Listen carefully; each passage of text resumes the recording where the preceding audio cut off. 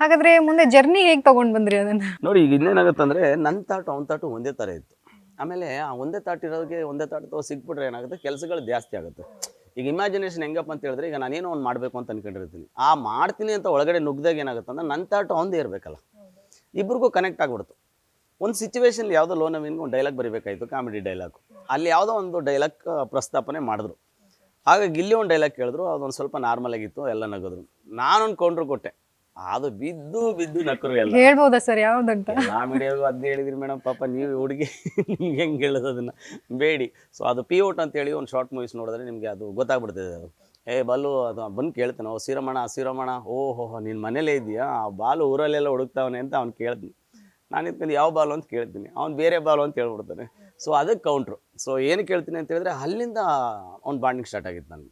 Sir ನೀವು ಚೆನ್ನಾಗಿ ಬರೀತೀರಿ dialogue, ಮತ್ತು ತುಂಬ ಚೆನ್ನಾಗಿ ಮಾತಾಡ್ತೀರಿ ಸರ್, ಹಿಂಗಿದೆ ಅಂತ ಹೇಳ್ಬಿಟ್ಟು ಸ್ವಲ್ಪ ಡಿಸ್ಕಷನ್ ಮಾಡ್ತಾ ಅವ್ನಿಗೆ ಒಂದೆರಡು ದಿನ ಬಂದಾಗ ಅಲ್ಲಿ ಅಡ್ಜಸ್ಟ್ ಆಗಿರಲಿಲ್ಲ ನಾರ್ಮಲಾಗಿ. ಯಾಕಂದರೆ ನಾನು ನವೀನ್ ಸಜ್ಜು ಸರ್ ಜೊತೆಲಿ ಕನಿಷ್ಠ ಪಕ್ಷ ಒಂದು 9 ತಿಂಗಳು ಜರ್ನಿ ಮಾಡಿದ್ದೆ ಅವ್ರ ಜೊತೆಲಿ. ಗಿಲ್ಲಿ ಬಂದಿದ್ದು ಒಂದು 4 ದಿನ.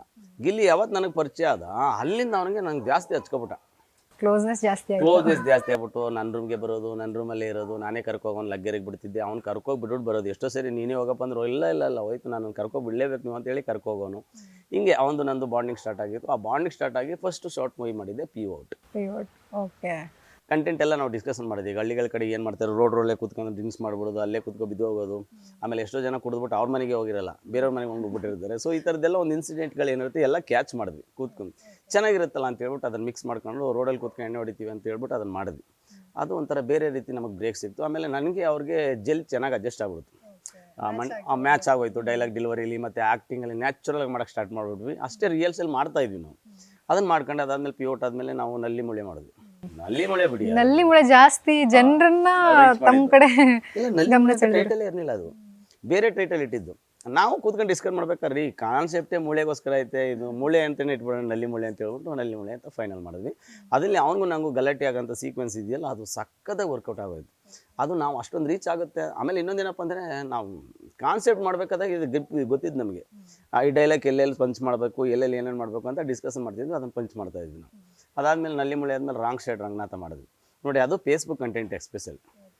ಯಾರೋ ಒಂದು ಹೆಣ ಮಡಿಕೋದಿರ್ತಾರೆ, ಮಕ್ಕಳೆಲ್ಲ ಬಂದ್ಬಿಟ್ಟು ಸತ್ತೋಗಿರೋ ಅಜ್ಜಿ ಕೈಲಿ ಎಲ್ಲ ಬಿಟ್ಟೊತ್ತಿಸ್ಕೊತಾ ಇರ್ತಾರೆ. ನಾವು ಏನು ಇರು ಹೆಣನೂ ಬಿಡಲ್ವಲ್ಲ ರೀ, ಅಂದರೆ ಹಣ ಆಸ್ತಿಗೆ ಬೆಲೆ ಇರೋಷ್ಟು ಹೆಣಕ್ಕೆ ಬೆಲೆ ಇಲ್ಲ ಅಂತ ಹೇಳ್ಬಿಟ್ಟು ಹಿಂಗೆ ಮಾತಾಡ್ತಿರ್ಬೇಕಾದ್ರೆ 4 ಜನ ಮಕ್ಕಳಿರ್ತಾರೆ. ಅವರು ಅಪ್ಪ ಸತ್ತೋದ್ಮೇಲೆ ಹೆಂಗೆ ಬರ್ತಾರೆ ಜಗಳ ಆಡೋಕ್ಕೆ, ಈ ಥರದ್ದು ಬೆಂಗಳೂರಲ್ಲಿ ಒಬ್ಬ ಇರ್ತಾನೆ. ಹಿಂಗೆ ಕಂಟೆಂಟ್ ಎಲ್ಲ ಬರ್ಕೊಂಡು ಅದಕ್ಕೆಲ್ಲ ಕಂಟೆಂಟ್ ಬರ್ಕೊಂಡು ಡೈಲಾಗ್ ಏನಿರುತ್ತೆ ಅದನ್ನು ಬಂದ್ವಿ. ನಾನು ಒಂದು ಸ್ವಲ್ಪ ಅಷ್ಟು ಕೊಡ್ತಾಯಿದ್ದೆ, ಅವನ ತಲೆಯಲ್ಲಿ ಒಂದು ಸಾಕಷ್ಟಿತ್ತು. ಅದಾದಮೇಲೆ ಅಲ್ಲಿ ಕೊಡ್ತಾ ಏನಾಗುತ್ತೆ ಅಂದರೆ ಸಖತ್ತಾಗಿದೆ ಅಂತೇಳಿ ಎಂಜಾಯ್ ಮಾಡ್ತಾಯಿದ್ವಿ. ಆ ಡೈಲಾಗ್ ಬರಿಬೇಕಾದಾಗ ಸಿಕ್ಕಾಪಟ್ಟೆ ಎಂಜಾಯ್ ಮಾಡ್ಕೊಂಡು ನಾವು ಮಾಡ್ತಾಯಿದ್ವಿ. ಮಾಡ್ತಾ ಅದಾದಮೇಲೆ ರಾಂಗ್ ಸೈಡ್ ಅಂತ ಒಂಥರ ಶೇಡ್ ಹೋಯಿತು. ಅಷ್ಟೊತ್ತಿಗೆ ನೆಕ್ಸ್ಟ್ ರೋಲೆಕ್ಸ್ ರಾಜಣ್ಣ ಮಾಡ್ಬೇಕಾದ್ರೆ ನಿಮ್ಗೆ ಗೊತ್ತಿರಬೇಕು, ಎಲ್ಲ ಗ್ರಾಮ ಪಂಚಾಯತಿ ಎಲೆಕ್ಷನ್ ನಡೀತಾ ಇರ್ತಾವಲ್ಲ, ಆ ಕಂಟೆಂಟ್ ಒಂದು ಸಿಕ್ತು. ಈಗ ಯಾರು ಅದು ಅಧ್ಯಕ್ಷರು ಗ್ರಾಮ ಪಂಚಾಯತಿಗೆ ಬರೋರು ಅಥವಾ ಅವ್ರು ಬರೋ ಕ್ಯಾಂಡಿಡೇಟ್ಗಳು ಯಾರು ಇರ್ತಾರೋ, ಸೊ ಈ ಥರದವರೆಲ್ಲ ಬಂದು ಊರಲ್ಲಿ ಹೆಂಗೆ ಕನ್ವಿನ್ಸ್ ಮಾಡ್ತಾರೆ ಜನನ. ಸೊ ಇದನ್ನೆಲ್ಲ ಒಂದಿಷ್ಟು ಇಟ್ಕೊಂಡ್ವಿ. ಇಟ್ಕೊಂಡು ಅದನ್ನು ಬರೀತಾ ಇದ್ವಿ. ಸೊ ಅದಲ್ಲಿ ಪಿಚ್ ಬಿಡಿ ಆ ಥರ ಒಂದು 4 ಮಾಡಿದ್ವಿ. 4 ಮಾಡ್ತಾ ಆಮೇಲೆ ನಮ್ಮನ್ನು ಸುಮಾರು ಜನ ಕೇಳೋದು, ಯೂಟ್ಯೂಬ್ ಡೈರೆಕ್ಟರು ಅಥವಾ ಸಣ್ಣ ಡೈರೆಕ್ಟ್ರು, ಶಾರ್ಟ್ ಮೂವಿ ಡೈರೆಕ್ಟ್ರು, ಈ ಥರದ್ದೆಲ್ಲ ಅಂದ್ಕೊಂಡಾಗ ನಾವು ಡಿಸ್ಕಸ್ ಮಾಡ್ತೀವಿ, ಎಲ್ಲಿವರೆಗೂ ನಾವು ಬರೀ ಚಿಕ್ಕದನ್ನೇ ಮಾಡೋಣ, ದೊಡ್ಡ ಕನಸಿರಲ್ವಾಗ ಇಲ್ಲಿ ನಮಗೆ ಏನಾದ್ರು ಬೇರೆ ಮಾಡಬೇಕಲ್ಲ ಅಂತ ಯೋಚನೆ ಮಾಡ್ತಾ ಇದ್ವಿ. ಒಟ್ಟಿನಲ್ಲಿ ಇಬ್ಬರು ಪ್ಲಾನ್ ಮಾಡ್ತಿದ್ರಿ? ಪಕ್ಕ.